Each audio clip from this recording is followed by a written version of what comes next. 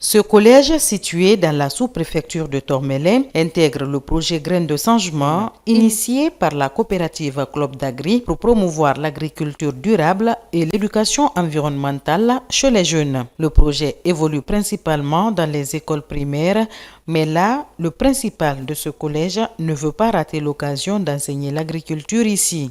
Tous les collèges ne faisaient pas partie, mais de par ma volonté, peut-être ils se sont intéressés à moi. Je les remercie dans ce cadre. Et tenez-vous bien, nous sommes là, je tiens bon. Doté des espaces cultivables, le proviseur nous fait visiter le champ-école. Nous avons eu à mener des activités quand même. Nous avons un champ à peu près d'1 hectare de manioc qu'on a aménagé. Dans notre cours de l'école ici, on a envoyé des plants de mélina, de raisin, de baobab, d'autres arbres fruitiers, forestiers qu'on a déjà plantés comme vous l'avez vu.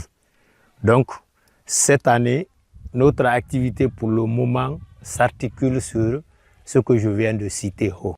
Outre les activités mentionnées par le principal, la culture maraîchère est également mise en valeur, bien que des défis subsistent, notamment celui de l'accès à l'eau, essentiel pour le développement des cultures. Le maraîchage se développe. Nous avons l'initiative d'aller loin, mais c'est le problème d'eau qui se pose. Si nous avons un point d'eau ici, tout près, c'est ce qui pourrait nous arranger. Avec l'arrivée des élèves, nous pouvons faire ce que nous pouvons quand même. Mais s'il y a un point d'eau ici, c'est ce qui pourrait être très avantageux pour nous. Donc le principal défi ici, c'est l'eau. C'est l'eau et la clôture, parce que l'école n'est pas entièrement clôturée. C'est à moitié clôturé. Donc, c'est les deux défis qu'on doit relever pour vraiment s'appliquer dans le club. Avec environ 157 élèves inscrits, le collège de Tormelin présente un potentiel considérable pour le projet Graines de changement. Cependant, l'adhésion des élèves n'a pas été immédiate, nécessitant un effort soutenu de sensibilisation et de formation. Je les ai au moins raconté l'histoire lorsque nous faisions l'école primaire. Nous avons nos jardins scolaires, comment ça fonctionnait. Et avec ça, comment nous avons pu tenir ça. Donc, la motivation vient de là. Et à partir de mes expériences, mes explications, il y en a qui sont revenus à la maison demander à leur papa, parce que leur papa était mes promotionnaires et autres. Donc, ils l'ont réitéré la même chose. Ils ont dit, ah, le même club a commencé dans notre école. C'est là où partait leur motivation.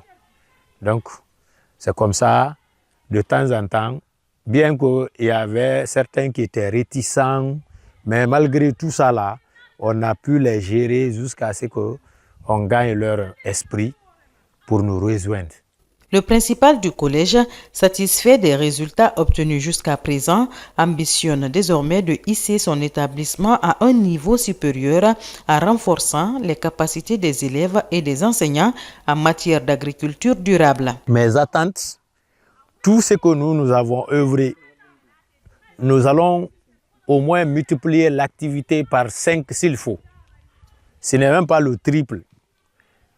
On veut multiplier même par 10. Si on a les moyens, on a le soutien, on peut aller au-delà d'1 hectare, parce que c'est 1 hectare à peu près qu'on a aménagé. On veut aller à 5 hectares, voire même plus.